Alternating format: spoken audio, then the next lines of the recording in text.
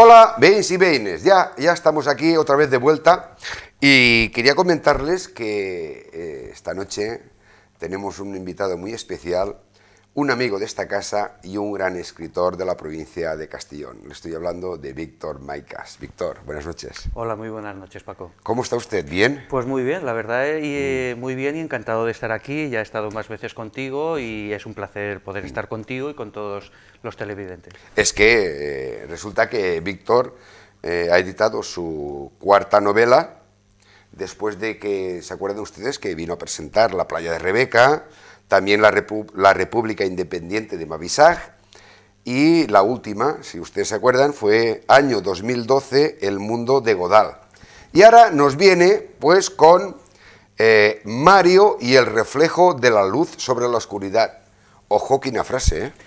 Sí, la verdad es que el título de la novela de alguna forma refleja metafóricamente el contenido de la propia novela. En realidad, yo lo que he tratado de hacer en esta novela es tener un hilo conductor atrayente de cara al lector y a partir de ahí desarrollar una trama determinada que tenga un trasfondo también.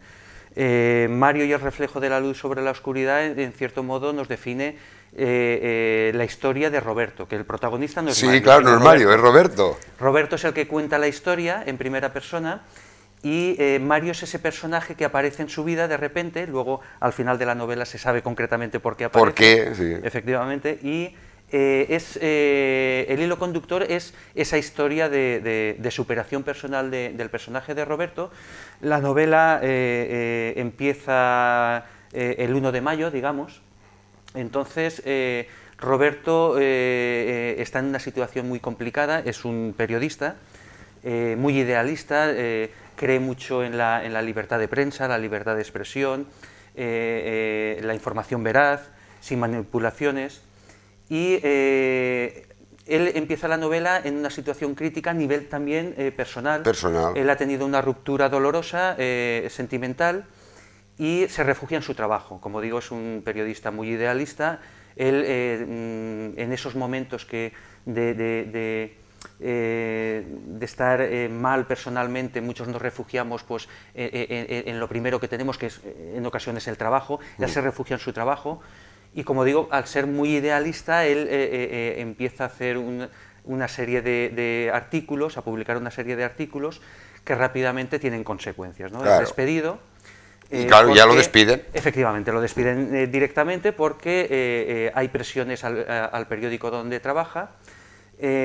Cuando él cree que ya ha pasado lo peor, que es perder el trabajo, que ya ha perdido a la mujer, ha perdido el trabajo. De repente la cosa va más allá, porque una determinada información que alguien cree que él tiene, pues quieren tapar la boca definitivamente, ¿no? Y van a por él unos sicarios, y es cuando en ese momento aparece Mario. Mario es un reportero muy conocido, con mucha trayectoria, muy reconocido, y de alguna forma como que lo refugia en su casa. Él va huyendo de los sicarios y lo refugia en su casa.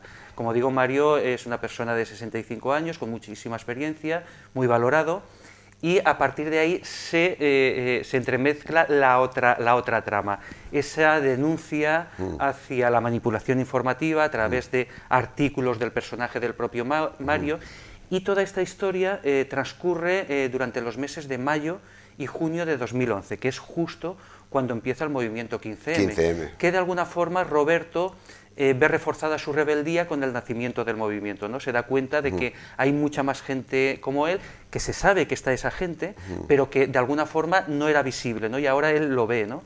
Él va a Madrid, vuelve a Madrid un poco camuflado y vive el ambiente del 15M en propia persona, en la Puerta del Sol, y ahí se va desarrollando toda esa trama, toda esa crítica, ese trasfondo que trato de dar a la novela, en el cual, como trasfondo evidentemente, se critica la manipulación informativa y la agobiante política económica ultraliberal que nos están imponiendo. Sí, eso es lo que quería decir, porque si ustedes leen la novela, hay muchas facetas de ella que hablan de esta crisis, gran crisis económica, que estamos ahora en el 2012, ya entrados en 2013. Pero resulta que la novela se escribió en el 2011. Efectivamente, o sea, sí. Y es casi un presagio de lo que está pasando ahora. Sí, y yo para escribir esta novela, evidentemente, pues cuando trato y comento cosas a nivel económico es porque me he documentado muy bien. No, Siempre por me ha supuesto. gustado leer muchísimo a las teorías económicas pues de personajes tan ilustres como Vicens Navarro, de Juan Torres, los pensamientos de José Luis San Pedro. Y son gente que ya desde hace muchísimo tiempo nos lo estaban diciendo, lo que podía llegar a suceder. Entonces, yo en esta novela lo que denuncio, cuando denuncio esa manipulación informativa, es denunciar también que no se nos explica todas las opciones que hay, solo se nos dice que no hay alternativas a las políticas económicas que nos están aplicando, cuando evidentemente hay muchas más alternativas, lo que no les interesa que se difundan. Vicens Navarro, por ejemplo, en muchos artículos suyos explica que todo lo que está sucediendo ahora ya se vivió tras el crack del 29. Y todos los mismos, el crack del 29, efectivamente. Todos los mismos errores que se están cometiendo ahora ya se cometieron entonces y no se está haciendo nada para solucionarlos. No se está dando esas otras alternativas que, por ejemplo, sí que hizo Roosevelt cuando sucedió a Hoover en la presidencia de Estados Unidos. Sí que empezó a acoplar ese tipo, a adoptar ese tipo de medidas, que sí que habían alternativas. Sí, de alguna forma es lo que en cierto modo ha intentado de alguna forma hacer últimamente Obama en Estados Unidos con la inversión pública. Si no recuerdo mal, invirtió 300.000 millones de dólares. Hollande lo está intentando hacer también.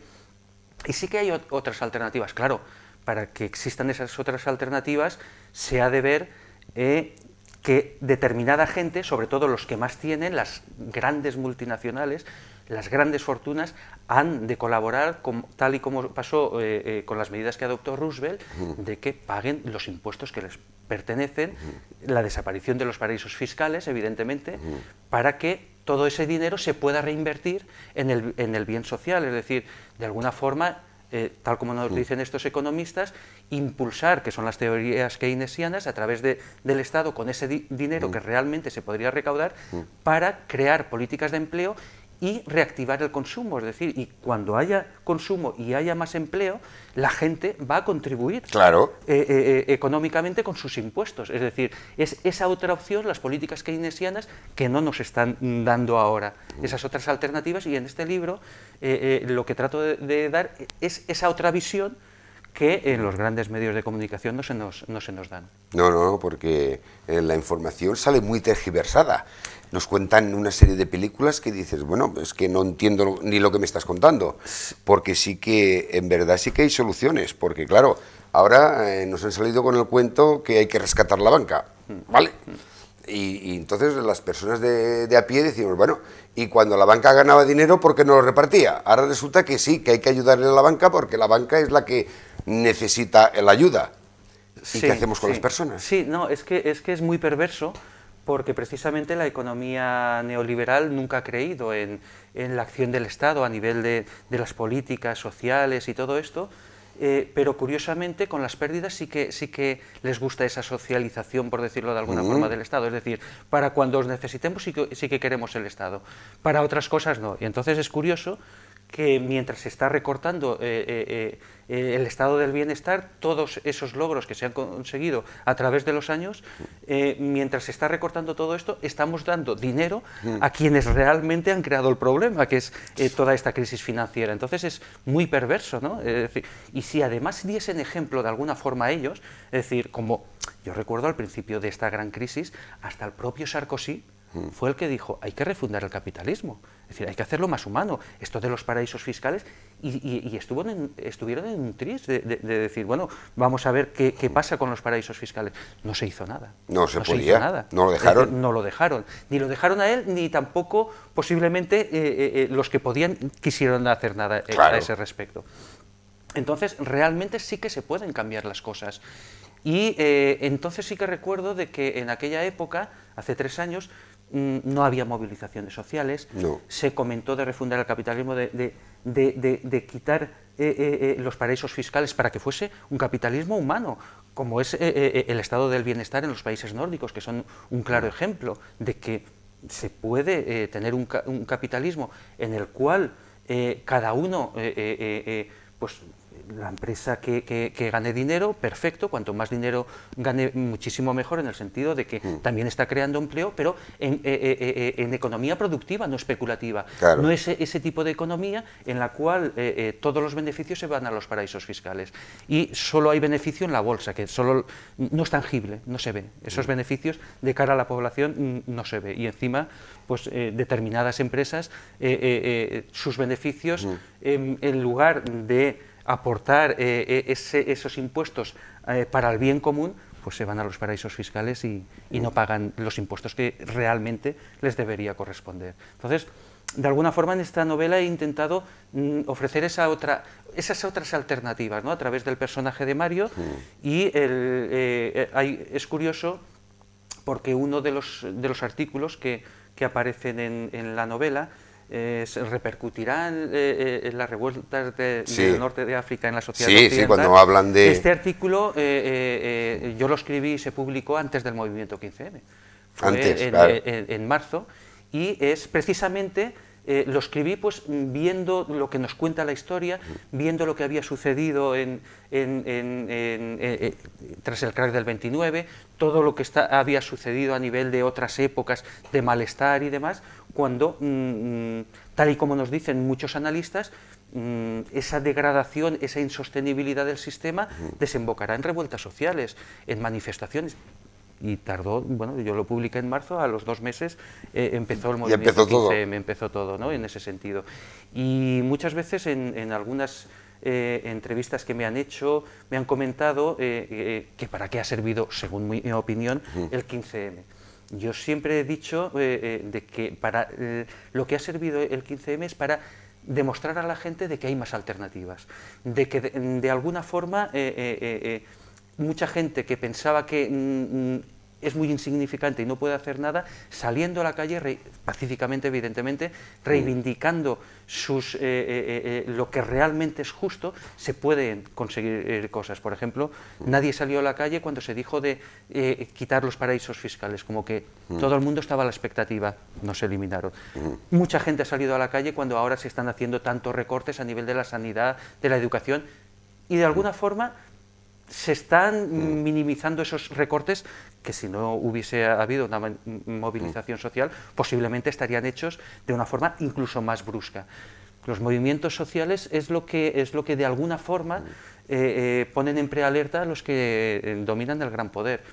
Hay una frase de Roosevelt que siempre me ha fascinado, que es cuando él sucedió a Hoover en el año 30 y empezó a adoptar todo ese tipo de medidas económicas que separaba, entre otras cosas, la banca de ahorro con la especulativa, con la de inversión y demás.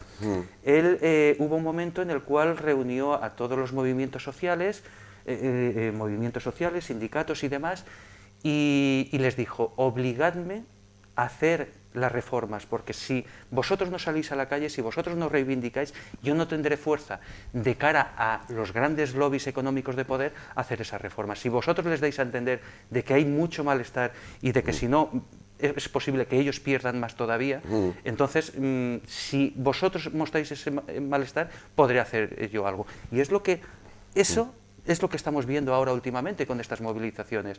Si no, siempre habrá alguien que se atreverá a decir: si no hay movilizaciones es porque nadie protesta y nosotros gobernamos para la mayoría silenciosa, ¿no? Que ya se ha oído decir en algunas ocasiones. Sí, sí, sí. Yo recuerdo que todos recordamos que hace poco en Galicia hubo unas elecciones que ha ganado un partido, como podía haber ganado otro, pero resulta que la gente no fue a votar. Claro, claro. Y encima los partidos: ¡ay, hemos ganado y hemos perdido y hemos no sé qué! Vamos a ver.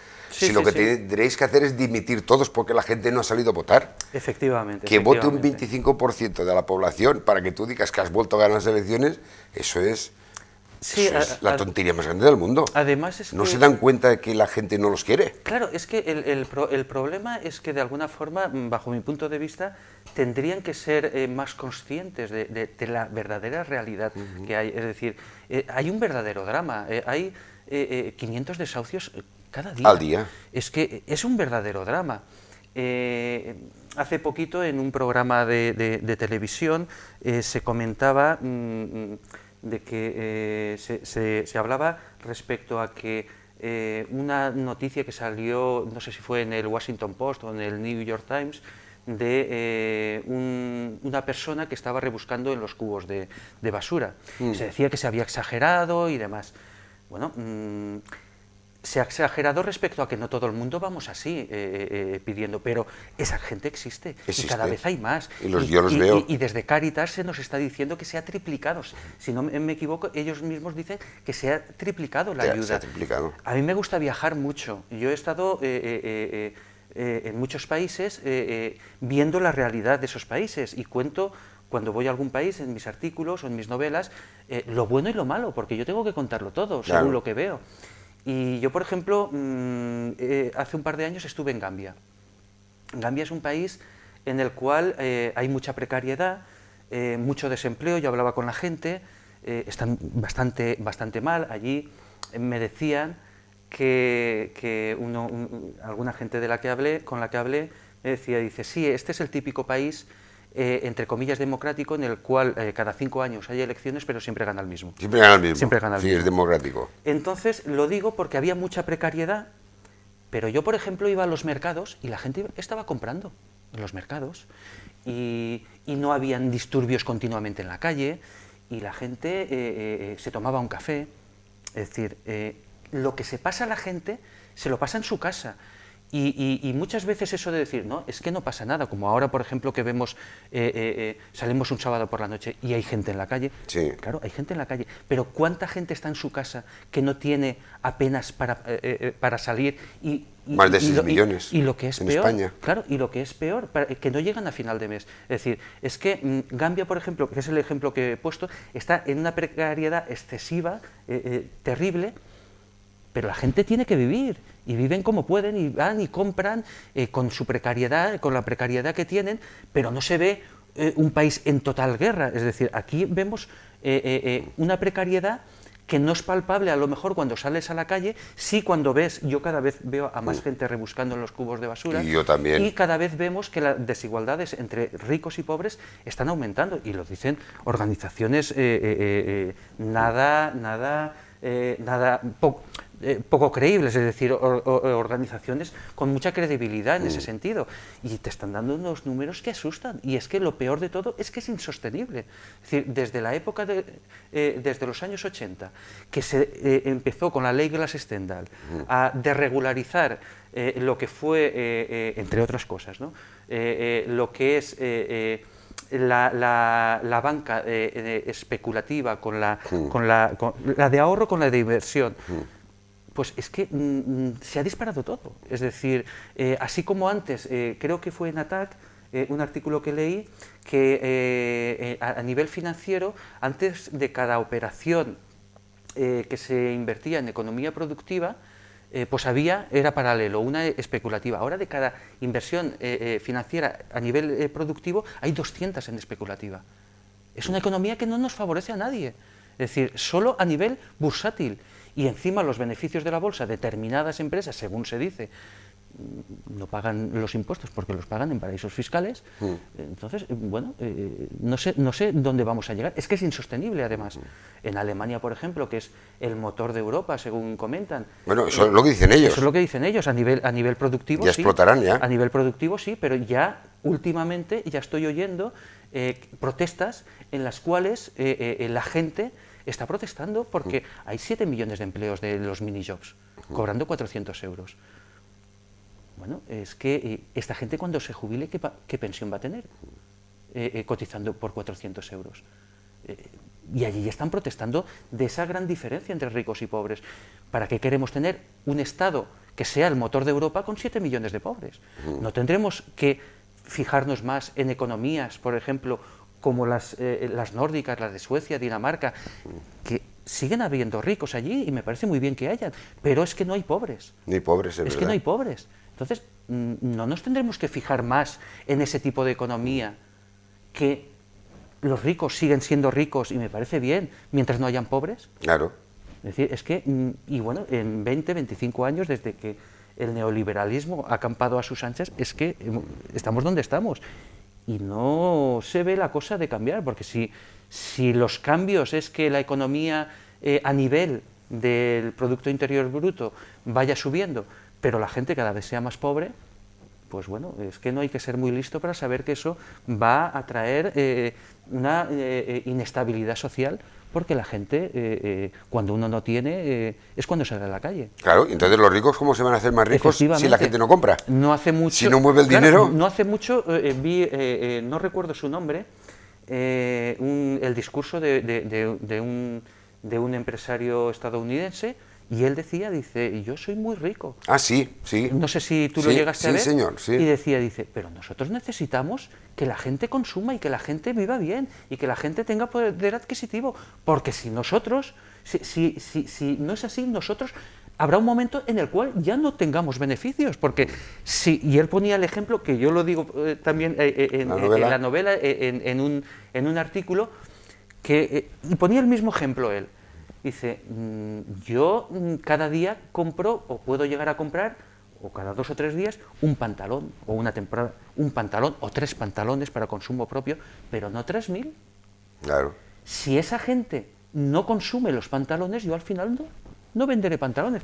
Y la gente que se va de vacaciones y se va a los hoteles, yo me iré a un hotel, pero no a 3.000 hoteles. Claro. Y comprar frutas, verduras, carne, yo compraré para mi consumo personal, pero no por las 3.000 personas que ahora, si no pueden comer pollo, pues comerán pollo cada 3 días, no todos los días. Es decir, ponía el ejemplo él mismo. Es decir, es que nosotros tenemos que ser conscientes de que esto no va a ningún sitio. Y hay empresarios muy responsables que lo saben perfectamente y que saben que ellos contribuir con sus impuestos al bien común es, a la larga, generar también beneficios para ellos, porque es que si no es insostenible, si todo el dinero está en un lado, no hay consumo, no hay movimiento, y si no hay movimiento de la economía, es absurdo, es que no funciona, es insostenible, a quebrar todo. Y lo digo porque precisamente hay gente que ya lo ha comprendido en ese sentido. Y te pongo el ejemplo que tú lo viste también, según me comentas. Sí, sí. Yo lo oí, por cierto, allí ponía, donde yo lo vi, el discurso censurado de este hombre, que parece ser que se lo censuraron y luego se subió a YouTube y más gente lo hemos podido ver. Entonces, y como decía en este libro, yo lo que trato de dar es explicar esas otras alternativas, es decir, lo que dice el personaje de Mario a Roberto, que hay un momento determinado que Roberto le dice, me has convencido de muchas cosas, dice, yo no te quiero convencer de nada, dice, yo simplemente te quiero dar otras opciones que hay, otras alternativas que hay, y debe ser tú, a través de tu razonamiento, sabiendo las opciones que nos dan desde arriba y todas esas otras opciones que no nos quieren decir que existen, cuando tú, razonando todo lo que hay, puedas decidir libremente. Y eso es lo que yo quiero, que tú, a través de tu razonamiento, decidas libremente. El problema está en cuando alguien no tiene la libertad de decidir porque no sabe que existen más opciones. Cuando desde arriba y desde los grandes medios de comunicación solo te dicen que hay una alternativa y que no hay más. Y esto no es así. Mira, a colación de lo que estás diciendo, yo, como me he leído la novela, pues me guardé aquí, me hice un post-lip para comentar lo que estás diciendo, porque Mario le cuenta a Roberto, que es el personaje principal, este periodista joven, que está en esta etapa pues asesorado por el gran periodista ya mayor, 65 años, decías que ya tenía, que es este Mario, ¿no? Y entonces, pues, Mario le explicaba a Roberto diciéndole, no se trata de destruir las bases de la sociedad, sino mejorarlas, o en realidad, hacer cumplir esos valores por los cuales, en teoría, nos debemos regir. Verás, en realidad, los que mandan se han comprometido a respetar los derechos humanos. Y eso significa que han de ofrecer a la ciudadanía un mínimo de calidad de vida, asegurándoles su derecho a la educación, a la sanidad, a la vivienda, al trabajo y a una jubilación digna, entre otras cosas. Y mientras haya dinero, que siempre lo hay, han de cumplirlo y no contribuir, en cambio, a que cada vez haya más diferencias entre ricos y pobres, tal y como sucede hoy en día, que es lo que estabas diciendo. No, nos han querido vender, y evidentemente nosotros se la hemos querido comprar, al ver en lo que se basaban: un tipo de sociedad justa y equilibrada en la cual todo el mundo tiene derecho a vivir dignamente, pues todos ellos han aceptado la Carta de los Derechos Humanos. Claro, es que esto es lo que de alguna forma se denuncia, esa hipocresía, ¿no? Es decir, ahora yo me escandalizo muchas veces cuando veo algunos datos que organizaciones no gubernamentales nos exponen. Por ejemplo, hay estudios muy serios realizados en los cuales se dice que hay alimentos en el planeta para alimentar a 12.000 millones de personas. Somos 7.000 millones. Y hay gente muriéndose de hambre, literalmente de hambre. Entonces, claro, cuando tú ves esto y que los grandes mandatarios, y cuando digo los grandes mandatarios, me estoy refiriendo a todos los que ocupan el gran poder, que sobre todo son los países del G20 y demás, y te dicen que sí, que ellos respetan la Carta de los Derechos Humanos, ellos...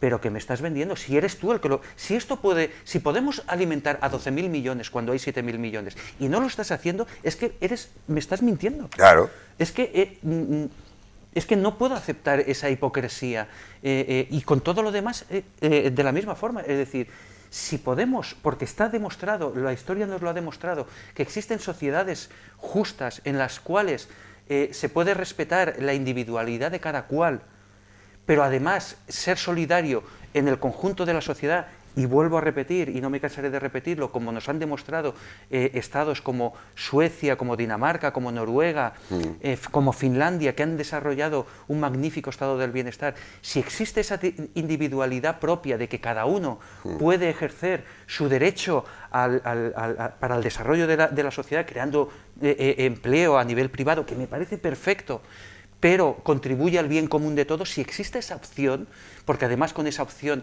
no hay pobres, se redistribuye la riqueza, si existe esa opción, ¿por qué no me das esa opción? ¿Por qué no me dices que existe esa opción y la desarrollas? ¿Por qué ahora, por ejemplo, que hace apenas unos días o unas semanas se concedió el Premio Nobel de la Paz, se ha entregado ahora recientemente, se ha entregado, pero se concedió el Premio Nobel de la Paz a la Unión Europea, y estamos viendo todos los conflictos que hay en Europa? Es decir, ¿por qué no, en lugar de recoger simplemente el premio y hacer grandes discursos, os involucráis realmente para solucionar los problemas de vuestra población? ¿Qué es lo que tenéis que hacer? Para eso os ha elegido la gente. Yo siempre he dicho que, como decían los griegos antiguamente, la profesión de político debía ser la de un hombre muy honorable. Es decir, uno dedicar su esfuerzo para el bien de la sociedad. Y claro, lo que estamos viendo ahora no está pasando. Es decir, la política, yo creo mucho en la política. Hay mucha gente que dice, no, es que yo no creo en los políticos. Yo creo en la política. La política es necesaria para el bien común, para desarrollar, por ejemplo, ese estado del bienestar que he dicho. Pero la política responsable, los políticos responsables, los que de verdad luchan por su pueblo, para eliminar esas diferencias entre ricos y pobres, que todos podemos convivir. ¿Todos? Yo, por ejemplo, recientemente he hecho un artículo, ahora hace poquito, en el cual se decía, ¿quién merece el Premio Nobel de la Paz? ¿La Unión Europea o el Estado del Bienestar? Nos están diciendo que, y es cierto, que por suerte en Europa hemos tenido 60, 70 años sin guerras, y esto es algo increíble, casi nunca había pasado en Europa. Pero precisamente, para mí, el que lo ha conseguido es ese desarrollo del estado del bienestar, que se empezó a implantar después de la Segunda Guerra Mundial, cuando de alguna forma vieron que había un bloque muy fuerte, que era el de la Unión Soviética, y que si la gente, los obreros de la Europa occidental no tenían bienes sociales, aquello podría desembocar en revueltas y en revoluciones. Dijeron, vamos a hacer un estado en el cual se desarrolla un capitalismo humano, en el cual haya derechos para todos y la gente pueda tener bienestar social. Y todo ese estado del bienestar nos ha llevado a que no hayan revueltas en muchos años. Todo lo contrario que está pasando ahora. Para mí, realmente, de habérselo entregado a alguien, aparte que yo prefiero que se lo entreguen a personas que han hecho cosas muy buenas para como la antiguamente, sociedad, siempre era personas. Pero vistos que si se tiene que entregar a alguien, en este caso, para mí no se lo merece la Unión Europea, sino ese estado del bienestar que es el que ha conseguido que haya una paz social. Porque no han habido revueltas ni nada, y cuando no hay revueltas es porque la gente está bien. Porque si la gente no tiene mucho para protestar, buena señal. Señal de que tienen una vida digna, una vida con unos mínimos, unas mínimas pautas para desarrollar con dignidad su vida, como tener el derecho a la educación, a una buena educación, a una sanidad y el derecho a unas pensiones dignas, que la gente ha trabajado toda su vida para por lo menos al final de sus días vivir dignamente. Y eso es lo que nos ofrece realmente un Estado que se base en el bien común. No nos estamos saliendo de la novela, porque todo lo que estamos hablando a nivel europeo, en este caso, a nivel mundial, está todo retratado, muy bien retratado en esta novela. O sea, no quiere decir que nos hemos pasado de hablar de la novela al bienestar internacional, sino que está retratado aquí también. Sí. Entonces, yo quería hacerte una pregunta, porque también hay un discurso del rescate a los bancos y no sé cuántos miles de millones para rescatar a los bancos. Y si dedicaran un mínimo tanto por ciento de ese dinero a rescatar a las personas... Claro, ¿no? Ahí, por ejemplo... Es que hay cosas que no se entienden. Sí, Arcadio Oliveres es una persona fantástica, también un gran pensador, y creo que fue él, se lo leí a él, que dijo que, si no recuerdo mal, con un 1%, un 1%. Un 1% de lo que han dedicado a rescatar a la banca, se hubiese erradicado el hambre en el mundo. Es decir, el hambre del mundo, ya no de España. No, ya no de España, del mundo. Creo que las cifras van por ahí, sí. Si no me equivoco. Entonces, claro, hay no sé cuántas convenciones para paliar los objetivos, creo que son del 2020, o los objetivos del milenio, no sé, y durante estos años de bonanza, para rescatar, para que... Muy loable y muy bien, pero resulta que no hemos llegado a esa fecha. Ahora se están quitando todas las ayudas a estos objetivos, según me comentan algunas organizaciones.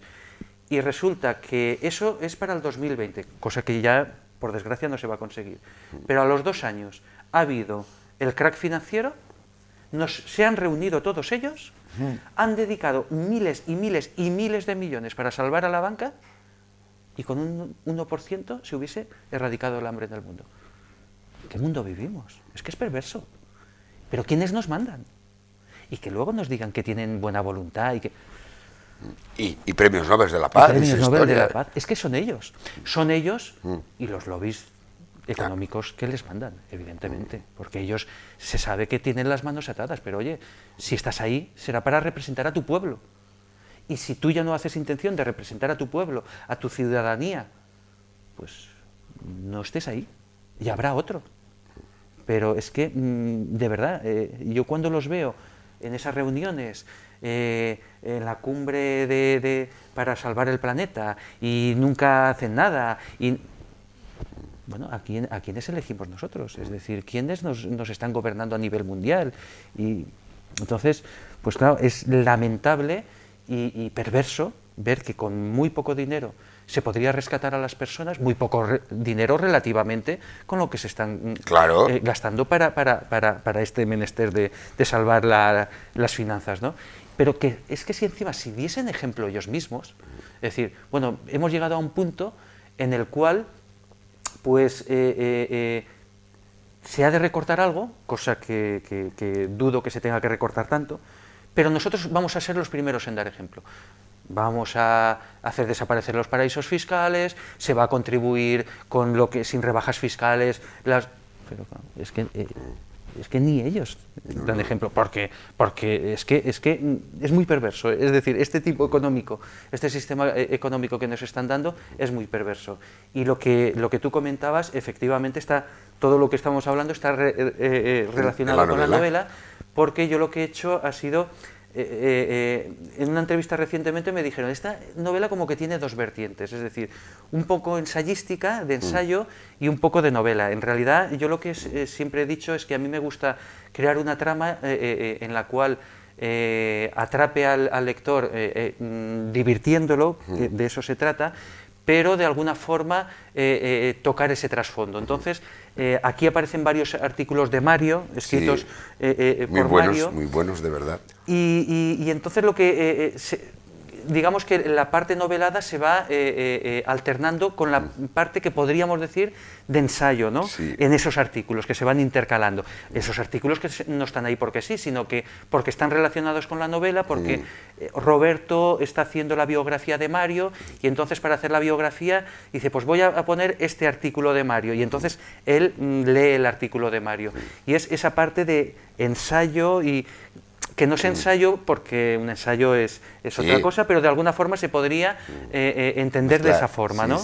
Y se va alternando lo que es todo lo novelado con esos artículos, que se leen cada artículo para que la gente no se asuste, no es una ponencia, se leen en 2 o 3 minutos, son rápidos de leer, se leen fácilmente, y se va alternando esas dos vertientes, lo que es la trama en sí, esos sicarios que persiguen a Roberto cuando él se va, cuando conoce a Sonia, por ejemplo, que él rehace toda su vida, él está hecho polvo y de repente su vida da un vuelco, de la noche al día. Totalmente, de 180 grados, encuentra otra vez el amor, encuentra el valor de la amistad, en esa gente sencilla que rodea a Mario, que él se rodea, es decir, que se va conjugando lo que es la trama novelística con el ensayo a nivel de esos artículos. Por eso sí que estamos hablando de muchas cosas, porque salen en esos artículos todos, y que vienen a cuento de todo lo que estamos hablando, y en esos artículos es donde se cuenta todo esto. Y yo siempre digo, a mí siempre me gusta parafrasear a Saramago en ese sentido, porque yo cuando quiero de alguna forma que el lector, cuando acabe de leer una de mis novelas, pues reflexione, que piense sobre lo leído, lo que decía Saramago, ¿no?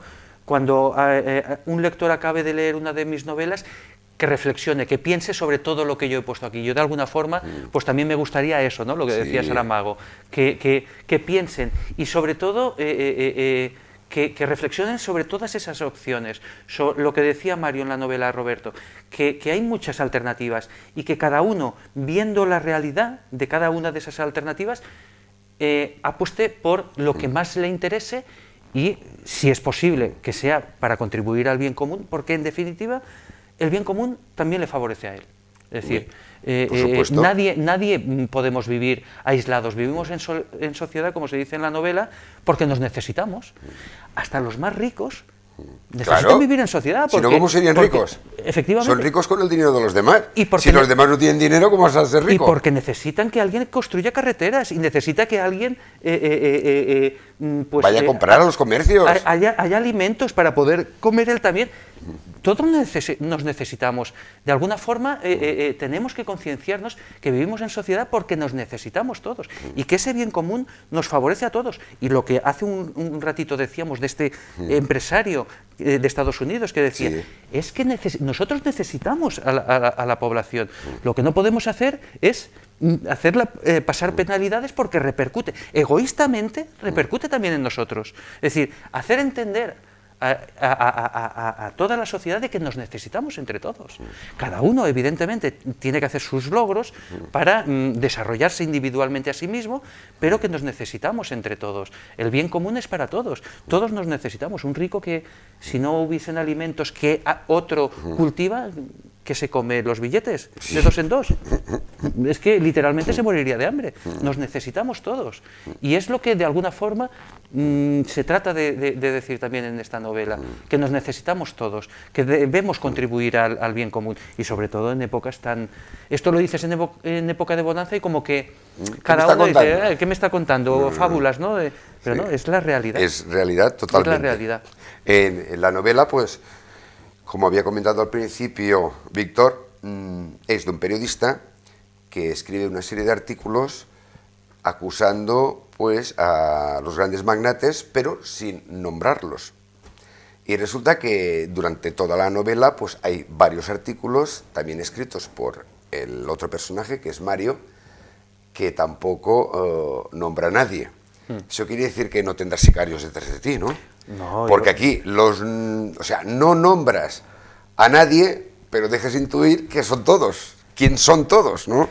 Bueno, evidentemente... A ver si van a ir detrás de ti. No. ¿Y usted por qué ha escrito esto? Sí, no, lo que se deja entrever... Bueno, todos no. Evidentemente, como he dicho, hay personajes a alabar en ese sentido, como este empresario que comentaba, y Hombre, muchos más empresarios. sí. Es decir, pero sí que se deja entrever que el sistema no está funcionando y que son una gran mayoría los que están dominando el sistema que no están haciendo nada.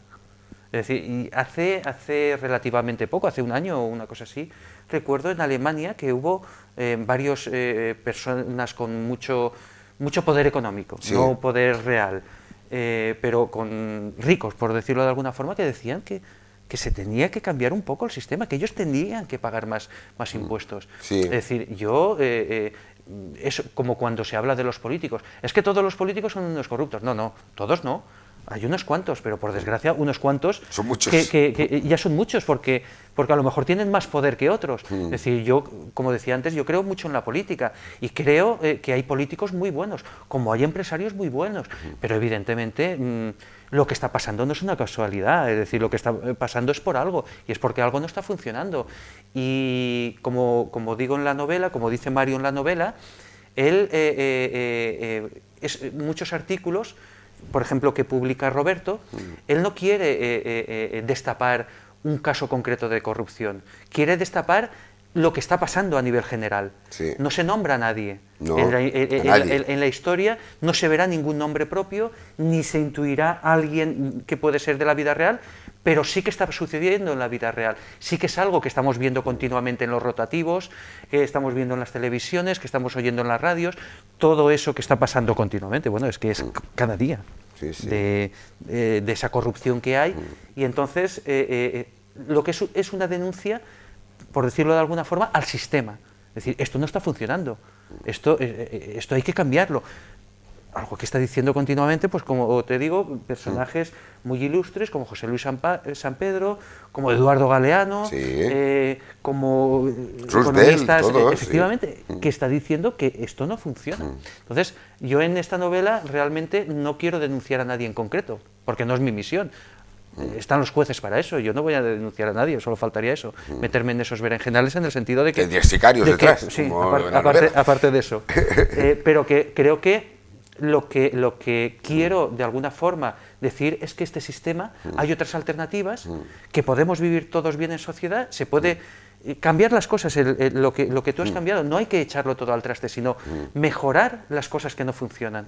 Es decir, y vuelvo a repetir y lo repetiré hasta la saciedad, desde la Segunda Guerra Mundial hasta principios o finales de los años 80 se desarrolló un sistema, un estado del bienestar que ha funcionado muy bien en muchos países, y fue justo cuando empezaron a quitar muchas leyes cuando empezó a ir todo de mal en peor. Es decir, simplemente decir eso. Y es que además hasta a ellos mismos les interesa que no se rompa el equilibrio, porque si se rompa el equilibrio, esto es una ley física, es decir, es que se irá todo al traste. Porque aquí solamente falta que hagan manifestaciones los medio ricos, los ricos que no son súper ricos, es decir, pues empresas de grandes almacenes, empresas de grandes supermercados, que la gente no tiene dinero para ir a comprar, la comida diaria, si antes se gastaban 50 euros, ahora se gastan 20, lo de los pantalones que hablaba, si antes me compraba 3, ahora me compro 1, entonces esos semirricos pues están viendo que cada vez su economía va bajando, porque la gente no le compra. Al no comprar, falta la revolución de esa clase media alta para que se den cuenta los súper grandes, que son los especulativos, que esto no va a ir a más. Claro, es que esto se va a ir al traste todo, claro, hasta los ricos van a arruinarse. Claro, es que es insostenible, es decir, el sistema Imagínate, no se puede sostener. Un Corte Inglés, un Mercadona, un Consum, Claro. todas estas grandes superficies que tenemos por aquí. Es que si la gente no tiene ¿Se trabajo, si no tiene poder adquisitivo, es que es insostenible. En uno de los artículos escritos por Mario, digamos, en la novela, se dice que lo de las revueltas de los países árabes, sí, ahí empieza. Los dictadores han estado allí 30 años, por cierto, apoyados por las potencias occidentales, esos dictadores, como Mubarak o Ben Ali. Han estado 30 años y de repente la gente ha salido a la calle, pero no ha sido porque sí. La gente, si ha salido a la calle es porque allí la degradación era total ya. La gente ya había una precariedad de que muchos ya no podían ni comer. La gente ha salido a la calle porque no podía comer. Que no nos digan que era por derrocar a un dictador. Si lo han aguantado 30 años, lo hubiesen aguantado 60 más, claro, si hubiesen podido comer. Pero la gente, cuando ya empezó a salir a la calle, era porque no podía, mucha gente ya no podía comer. Había mucha gente que sí que estaba más bien posicionada y quiso cambiar el régimen y el sistema más democrático. Sí. Pero la mayoría de la gente es porque, ya no según podía. lo que nos explicaban, no podían comer. Mira, en Egipto derrocaron al presidente, se ha puesto otro presidente y ahora os lo van a derrocar porque aquel quiere hacer lo mismo que el otro. Claro, el poder todo el absoluto, poder para mí y todo para mí y vosotros os apañaréis. Efectivamente. Pues entonces, le van a dar otra vez. Efectivamente. Entonces la gente, o sea, de alguna ese forma... que ha entrado no ha aprendido.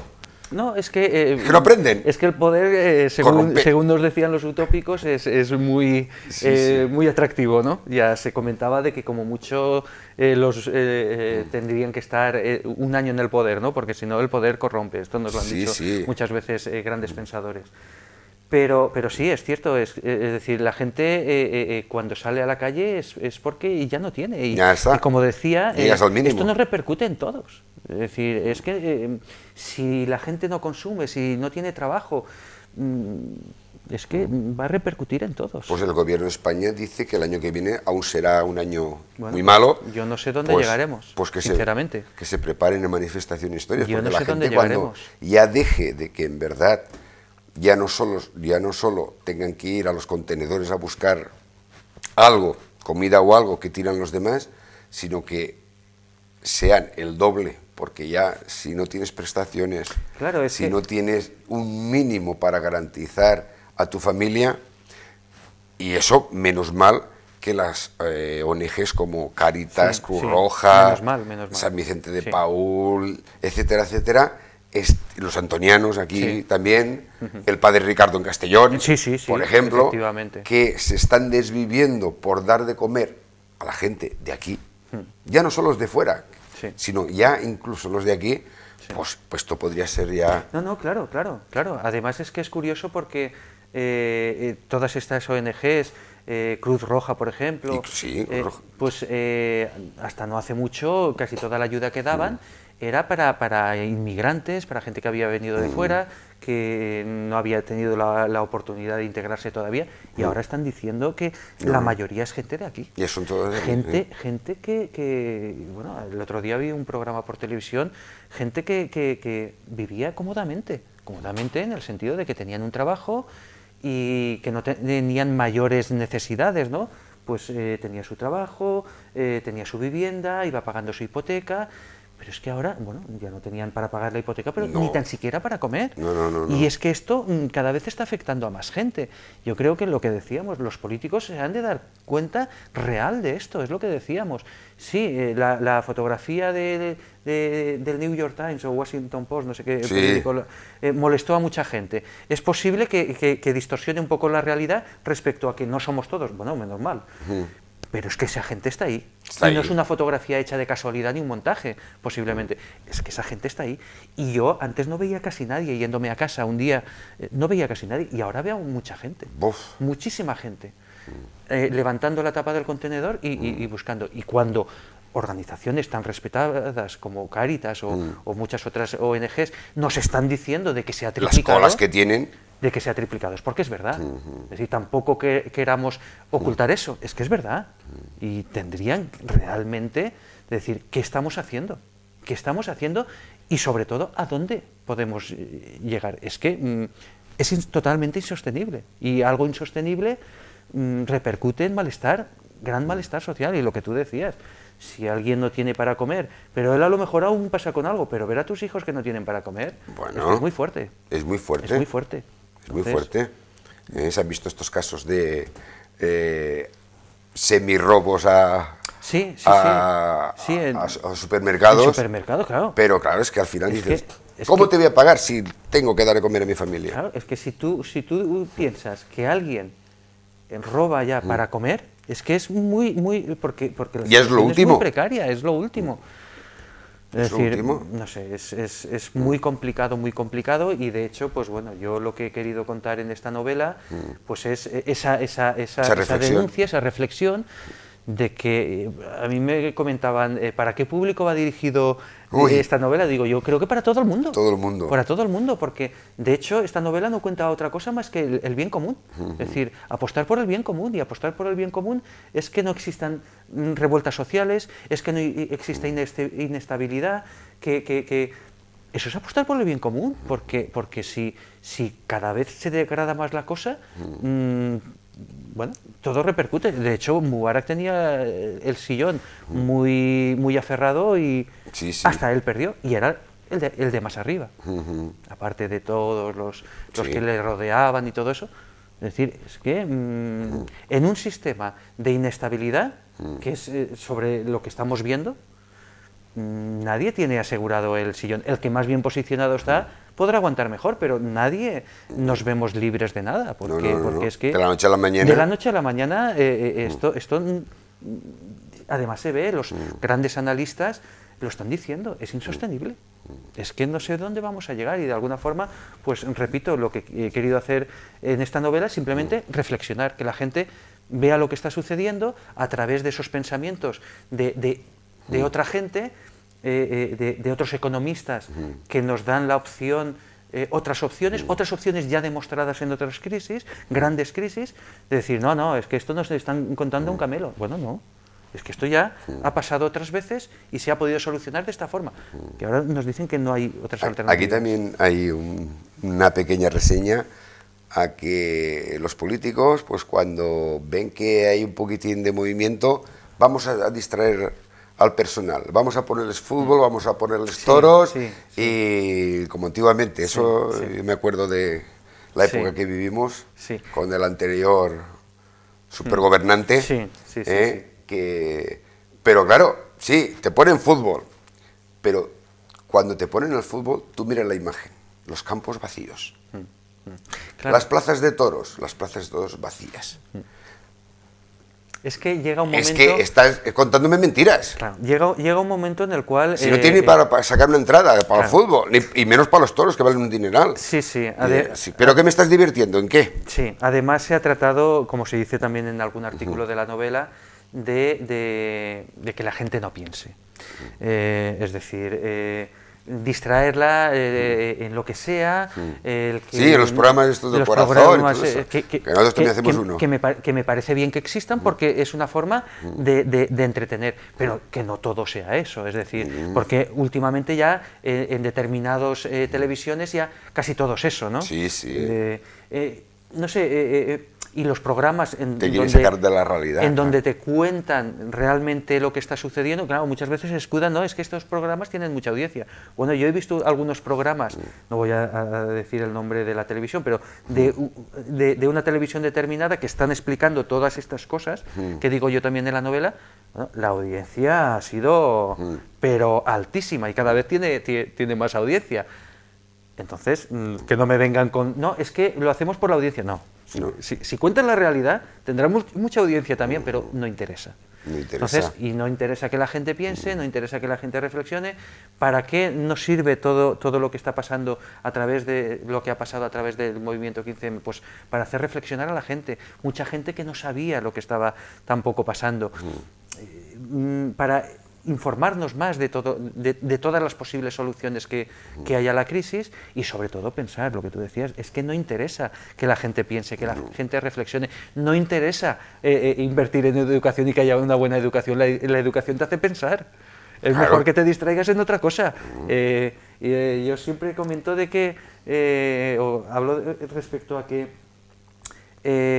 pues interesa tener grandes profesionales, que el médico sepa mucho de medicina, que el ingeniero haga bueno, unas obras impresionantes, pero que se dedique a lo suyo, que no... No se meta en más cosas. Que no se metan más cosas. Digo esto porque me llamó mucho la atención un político que recientemente dijo, refiriéndose a otro político, dice, ¿y ese, si no es economista? Se refería él a otro político.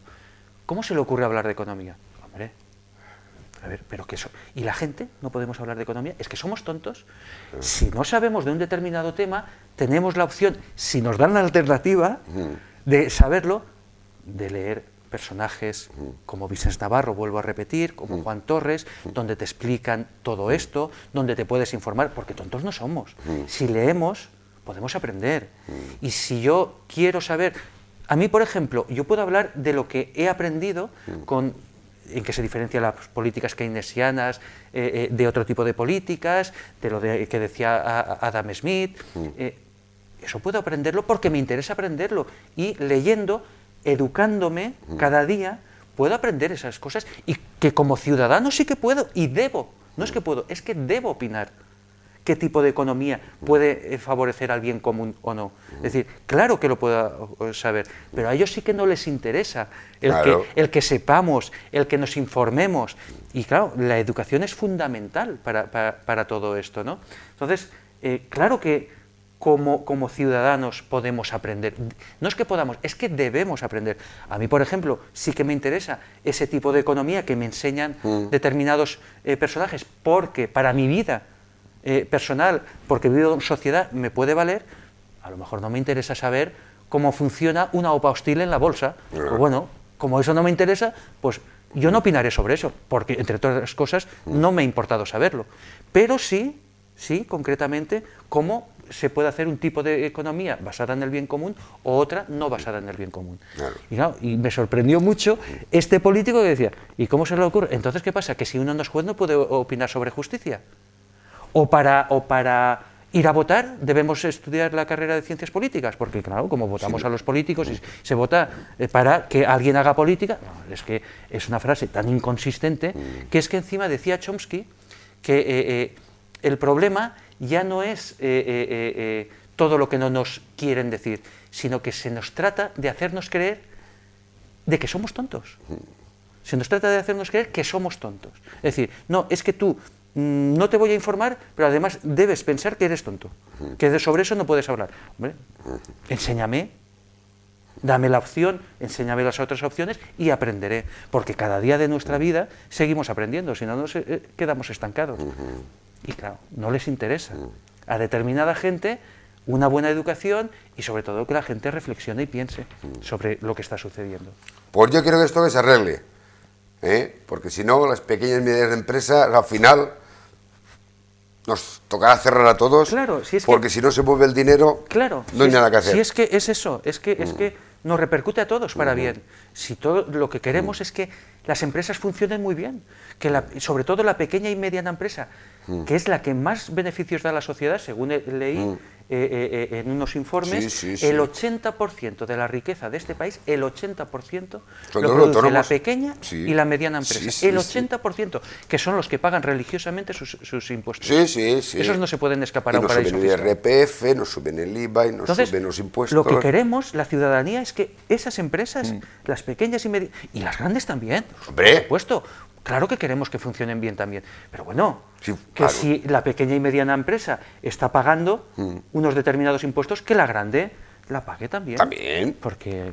Como digo, todo judío, todo romano, claro, ¿no? Porque según nos han contado en muchos economistas y muchos técnicos de Hacienda, pues las grandes empresas son las que menos pagan. Algo rocambolesco, algo, dices, bueno, es que no tiene sentido. Pues bueno, todas estas cosas son las que tendríamos que reflexionar. Sobre las grandes empresas dirán, a ver, si el gobierno no paga, nosotros para qué vamos a pagar. También estamos en crisis. Muy bien, Víctor. Muy bien. Hay que recordar que este viernes este sábado, día 15, a las 6:30 de la tarde, en la calle San Vicente número 16 de Castellón, que es donde está la librería Argot, pues el Grupo Éride, que es la empresa, sí, la editorial, la editora de Víctor Maicas, pues presentarán Mario y el reflejo de la luz sobre la oscuridad. Además, el acto contará con la presencia de Alberto Suárez, que es el periodista de la cadena SER y amigo nuestro también, y Ángel Jiménez, que es el editor, además de Víctor, sí, como autor. Yo lo único que podría aconsejar, yo no soy escritor, aunque sí que escribo guiones, ¿no? que Víctor también nos ayuda en nuestros guiones. Yo aconsejaría que si queremos reflexionar un poquitín de cómo estamos hoy día, os hagáis con esta novela que os hará pensar y os abrirá unos ojos que a veces los tenemos medio cerrados. O sea, ese es yo que la he leído y me he quedado súper impresionado, Y he visto que Víctor, desde la primera novela que lo trajimos aquí, ha madurado muchísimo. Sí, claro. La forma de escribir. Poco a poco, pues ha madurado muchísimo y te tengo que felicitar. Muchísimas gracias, Paco. Yo me alegro de que te haya gustado mucho la novela. Mucho. De hecho, el propósito de ella ha sido, pues como te decía, entretener, pero además, de alguna forma, ser didáctico, ¿no? Yo siempre he comentado que a mí como lector siempre me han fascinado las novelas en las cuales, además de alejarme de la monotonía, de distraerme, pues también me enseñaban algo, ¿no? Y entonces, pues en esta novela, como en las otras, lo que he intentado siempre es hacer eso, distraer al lector, hacerle pasar un buen rato, pero además incitarlo a eso, a que piense. A que piense, a enseñarle algo más, y si lo he conseguido, pues perfecto, veo que a ti te ha gustado, lo celebro muchísimo. Yo la he comparado como, yo cuando era joven iba a los cineclubs, que era donde podías ver películas diferentes a las que proyectaban los cines normales, ¿no? Y eran las películas de arte y ensayo que se hablaban. Cuando acababan, hablabas semanas y semanas de cada escena que habías visto en esa película. Efectivamente, sí. No, una película de Rambo, que has visto la de Rambo y cuántos tiros y se ha acabado, ¿no? Pero había otras películas que te enseñaban a pensar. Efectivamente. Y este libro enseña a pensar. A preguntarte muchas cosas, que es de lo que se trata, y sobre todo en una época tan difícil como la que estamos viviendo, y que esperemos que cambie para bien y que los que están arriba se pongan las pilas. Se pongan las pilas, lo arriba del todo. Los medianos, y los medianos, que es lo que había dicho antes, los semirricos estos, que se conciencien, que se pongan ya también a moverse, que vosotros de aquí 2 días... De lo que realmente está pasando. Solamente falta que nos cierren el Corte Inglés de Castellón, que el Carrefour, a banda de todas las pequeñas empresas que tenemos, que poco a poco van cayendo. Es como caigan los otros, veas tú que No, es que al final no nos quedaremos aquí nadie trabajando, ese es el problema. No. Víctor. Pues muy bien, un placer y gracias a todos los telespectadores por haber estado ahí. Y nada, Paco, ha sido un placer estar contigo. Sí, señor, y ya sabes también, que cuando quieras volveré por aquí. Sí, señor. Bueno, veis y veïnes, después de esta charla molt didáctica, les emplazo que de aquí 3 o 4 minutitos volvemos, que hay más historias que contaros. No se vayan de ahí.